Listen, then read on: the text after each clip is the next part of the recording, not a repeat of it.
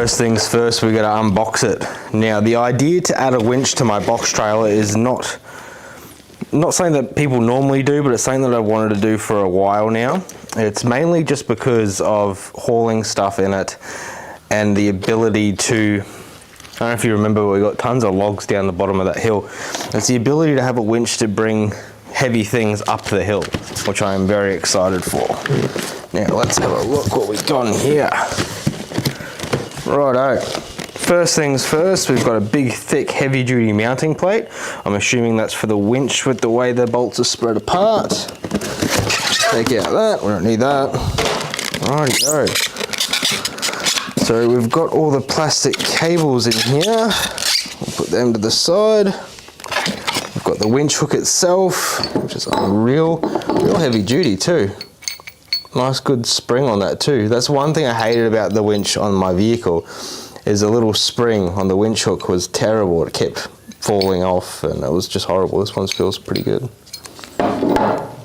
Rightio, we've got the remote control, which is pretty awesome. It's got a magnet on the bottom and a light at the back, which is something that's gonna come really handy actually. That's a bloody smart idea. We've got bits of hardware, nuts and bolts, caps. What else we got? We've got the control box itself. That's nice and small and compact. Actually, that's going to work perfectly for our application. We've got the fair lead, which will come in handy. Really nice quality. Everything seems to be really, really awesome quality. It's all packed well, so it's not being bashed around and shipping. It's actually come perfectly. And last but not least, we have the unit itself. A hefty little unit, all metal construction. Man, am I keen to get this to use. Yeah, I'm excited. Let's get stuck into it.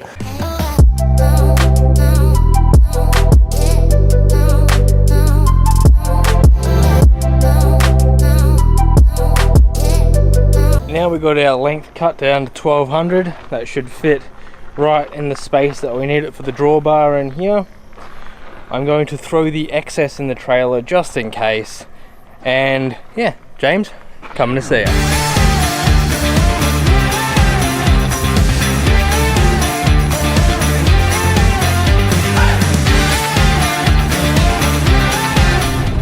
Rightio, we're about to pull up at James and Sharon's place, lovely local couple, to get this cross member welded in. I will explain what we did and everything once we get back and start fitting everything up.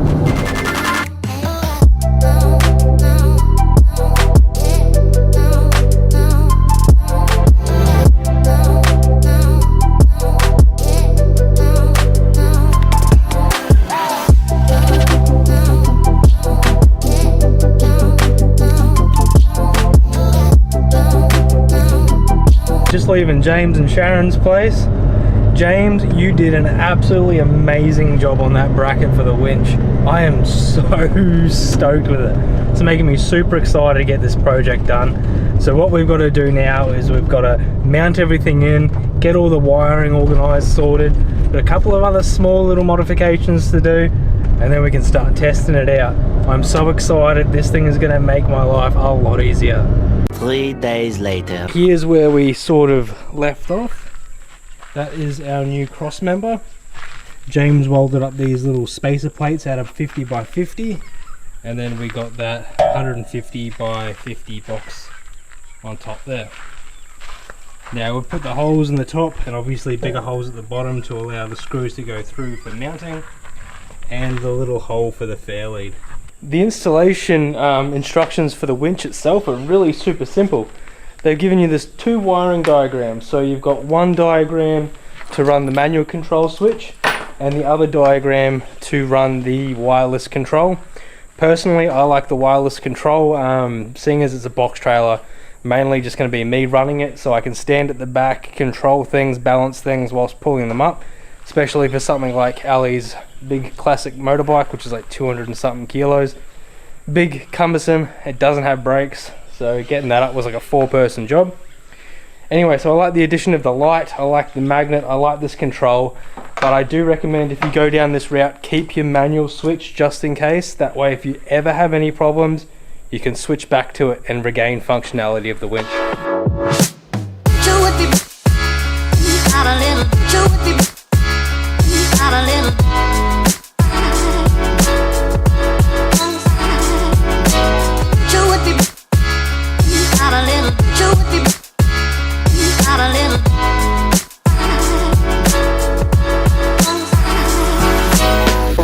in between this beautiful wet weather we've been having, I managed to button her up.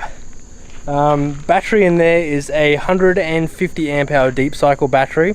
However, the cold cranking amps meet the recommended specifications in the manual.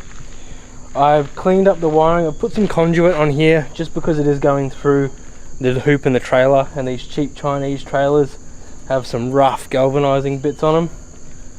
But yeah, it all went together really simple, really easy, all DIY, and I am extremely keen to put it to the test. Rightio, so Ali didn't want to do it, so she's holding the camera. Mower's ready with the ramps to go up. Just turn the remote on. Again, pretty cool with the light. I like that. So we're going to flick her into free spool first. Come around. Get up in the trailer. Pull around. Yeah, I don't have any attachments or bridles or anything, so I'm just going to go straight around front arm, that kind of stuff. We can have a cry about that later. Alright, now I'm going to come back around. It's a bit annoying, I've got short arms so I can't reach in and hit the free spool. I'll figure out, I'll cut a hole in there or something. Alright, let's have a look at what we got.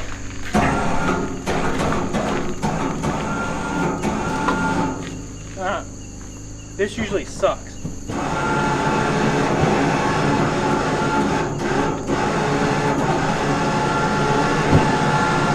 So easy.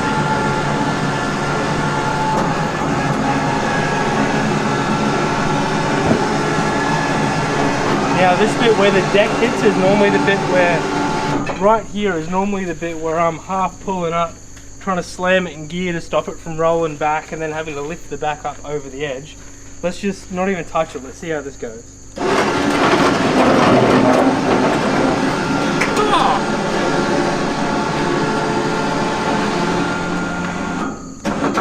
How good is that? Mate, let's see what else it can pull.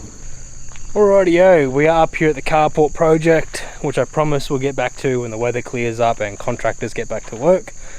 That Land Rover and that Land Rover, they all roll, they got pumped up tyres. Land Rover handbrakes are essentially like cruiser handbrakes, they don't work. However, this one here has water in the tyres, they're all flat.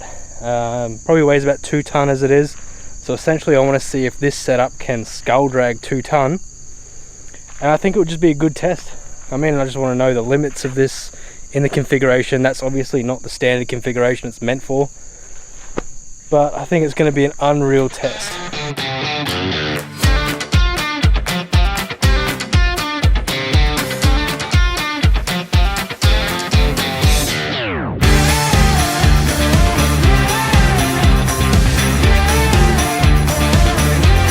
Rightio, she's all hooked up. Bloody rain stopped. Let's get into it. Best part about this too, actually, whilst I'm thinking of it, I've already got like a little guard cage where I can sort of duck if anything goes wrong. Alright, Hail Mary, let's go.